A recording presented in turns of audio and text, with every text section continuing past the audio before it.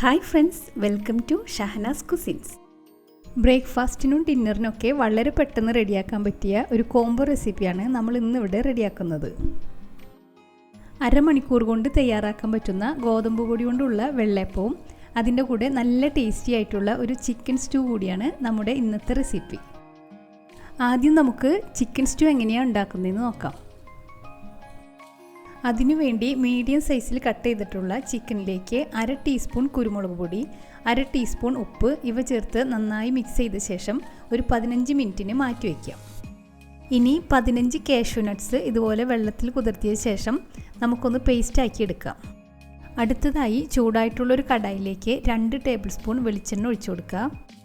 അതിലേക്ക് 1/2 ടീസ്പൂൺ കുരുമുളക്, 2 കഷ്ണം പട്ട, 4 ഏലക്ക, ഗ്രാമ്പൂ 5 എണ്ണം, സ്റ്റാർ അനീസ് 1 എണ്ണം, 2 ബേ ലീവ്സ് ഇതെല്ലാം ചേർത്ത് മിക്സ് ചെയ്ത ശേഷം അതിലേക്ക് 1 ടേബിൾ സ്പൂൺ ഇഞ്ചി ചെറുതായി കട്ട് ചെയ്തത്, 1 ടേബിൾ സ്പൂൺ വെളുത്തുള്ളി, 8 പച്ചമുളക് ഇവയെല്ലാം ചേർത്ത് ഒന്ന് യോജിപ്പിച്ചെടുക്കാം. അതിനുശേഷം മീഡിയം സൈസിലുള്ള 2 സവാള ചെറുതായി കട്ട് ചെയ്തത് കൂടി ചേർത്ത് കൊടുക്കാം. ഇനി 1/2 ടീസ്പൂൺ ഉപ്പും 2 തണ്ട് കറിവേപ്പിലയും ചേർത്ത് നന്നായിട്ടൊന്ന് വഴറ്റിയെടുക്കാം. അതിനുശേഷം നമുക്ക് ചിക്കൻ ചേർത്ത് കൊടുക്കുക. 2 മിനിറ്റോളം ചിക്കൻ ഇതുപോലെ ഇളക്കി കൊടുത്ത് കുക്ക് ചെയ്തെടുക്കുക. ചിക്കൻ്റെ കളറൊക്കെ മാറി ഒരു വൈറ്റ് കളറായി വരുമ്പോൾ അതിലേക്ക് 2 മീഡിയം സൈസിലുള്ള ഉരുളക്കിഴങ്ങും 1 ക്യാരറ്റും ഇതുപോലെ ക്യൂബ്സായി കട്ട് ചെയ്തത് കൂടി ചേർത്ത് കൊടുക്കാം. ഇനി നമുക്ക് 2.5 കപ്പ് തേങ്ങാപ്പാൽ ചേർത്ത് കൊടുക്കാം. ഞാനിവിടെ 2ാം പാലാണ് ചേർത്തിട്ടുള്ളത്. അതിനുശേഷം കറി മൂടി വെച്ചൊന്ന് വേവിച്ചെടുക്കണം. ഇടയ്ക്ക് മൂടി തുറന്ന് ഇളക്കി കൊടുക്കാൻ മറക്കരുത്. ചിക്കനും വെജിറ്റബിൾസൊക്കെ നന്നായി കുക്കായി വന്നതിന് ശേഷം നമുക്കിതിലേക്ക് 1 കപ്പ് നല്ല കട്ടിയുള്ള തേങ്ങാപ്പാൽ ചേർത്ത് കൊടുക്കാം. അതോടൊപ്പം തന്നെ നമ്മൾ നേരത്തെ റെഡിയാക്കി വെച്ചിട്ടുള്ള കാഷ്യൂ നട്ട്സിൻ്റെ പേസ്റ്റ് കൂടി ചേർത്ത് കൊടുക്കാം. തേങ്ങാപ്പാൽ ചേർത്തതിന് ശേഷം ചെറുതായി ഒന്ന് തിള വരുമ്പോൾ തന്നെ നമുക്ക് ഫ്ലെയിം ഓഫ് ചെയ്യാം.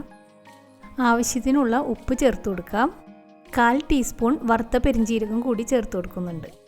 എരിവ് കൂടുതൽ വേണമെങ്കിൽ ഈ സമയത്ത് 1/2 ടീസ്പൂൺ കുരുമുളക് പൊടിച്ചത് കൂടി ചേർത്ത് കൊടുക്കാം. ഇനി നമുക്ക് ഉള്ളി താളിച്ചെടുക്കാം. അതിനുവേണ്ടി ഒരു കടായിലേക്ക് 1 ടേബിൾ സ്പൂൺ വെളിച്ചെണ്ണ ഒഴിച്ച് ചൂടാകുമ്പോൾ അതിലേക്ക് 5 ചെറിയ ഉള്ളി ചെറുതായി കട്ട് ചെയ്തത് ചേർത്ത് കൊടുക്കാം. ഉള്ളി നന്നായി മൊരിഞ്ഞു വരുമ്പോൾ അതിലേക്ക് 2 പച്ചമുളകും 2 തണ്ട് കറിവേപ്പിലയും ചേർത്ത് കൊടുക്കാം. ഇനി ഇത് നമുക്ക് കറിയിലേക്ക് ഒഴിച്ച് കുറച്ച് നേരം മൂടി വെച്ച് കൊടുക്കാം. അങ്ങനെ വളരെ ടേസ്റ്റി ആയിട്ടുള്ള ചിക്കൻ സ്റ്റൂ ഇവിടെ റെഡി ആയിട്ടുണ്ട്. അടുത്തതായി ഗോതമ്പ് പൊടി കൊണ്ടുള്ള വെള്ളയപ്പം റെഡിയാക്കി എടുക്കാം.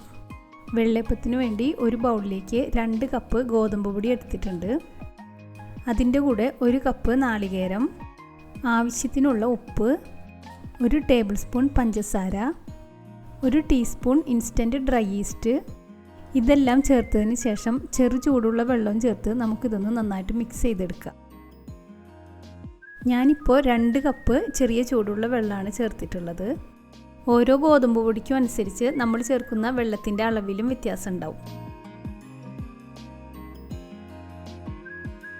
ഇനി ഇത് മിക്സിയിലിട്ട് കട്ടകളൊന്നുമില്ലാതെ നന്നായിട്ടൊന്ന് അരച്ചെടുക്കാം. ഇപ്പോൾ മാവ് നന്നായി അരച്ചെടുത്തിട്ടുണ്ട്. ഇതിലേക്ക് ഇനി 1/4 കപ്പ് ചെറു ചൂടുവെള്ളം കൂടി ചേർത്ത് കൊടുക്കാം. ഇത് നന്നായി ഇളക്കി യോജിപ്പിച്ചെടുക്കാം. ഈ ഒരു കൺസിസ്റ്റൻസിയിലാണ് നമുക്ക് മാവ് കിട്ടേണ്ടത്. ഇനി ഇതൊന്ന് മൂടി വയ്ക്കുക. മാവ് ഒരുപാട് കട്ടിയായാലും ഒരുപാട് ലൂസായി പോയാലും നമുക്ക് അപ്പം ശരിയായിട്ട് കിട്ടില്ല. പുതിയ ഈസ്റ്റ് ആണെങ്കിൽ നമുക്ക് അരമണിക്കൂർ കൊണ്ട് തന്നെ മാവ് നന്നായി പൊങ്ങി കിട്ടും. അരമണിക്കൂർ കൊണ്ട് തന്നെ മാവ് നന്നായി പൊങ്ങി വന്നിട്ടുണ്ട്. ഇതിൻ്റെ ബബിൾസ് ഒന്നും പൊട്ടിപ്പോവാത്ത രീതിയിൽ ചെറുതായിട്ടൊന്ന് ഇളക്കി കൊടുക്കാം.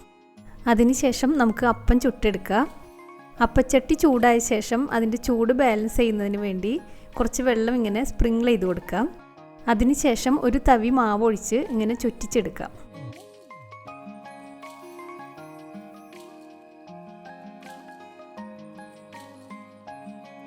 ബബിൾസൊക്കെ വന്നതിന് ശേഷം നമുക്ക് മൂടി അടച്ച് വയ്ക്കാം.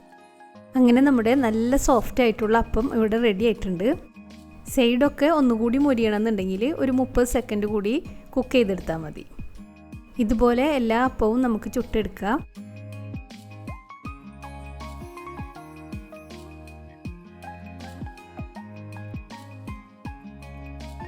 അങ്ങനെ നല്ല ടേസ്റ്റി ആയിട്ടുള്ള ഗോതമ്പ് വെള്ളയപ്പവും ഇവിടെ റെഡി ആയിട്ടുണ്ട്.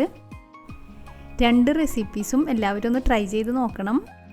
വീഡിയോസൊക്കെ ഇഷ്ടമാവുന്നുണ്ടെങ്കിൽ ലൈക്ക് ചെയ്യാനും ഫാമിലിക്കും ഫ്രണ്ട്സിനൊക്കെ ഷെയർ ചെയ്യാനൊന്നും മറക്കരുത്. അപ്പോൾ പുതിയൊരു റെസിപ്പിയുമായി നമുക്ക് വീണ്ടും കാണാം. Thanks for watching.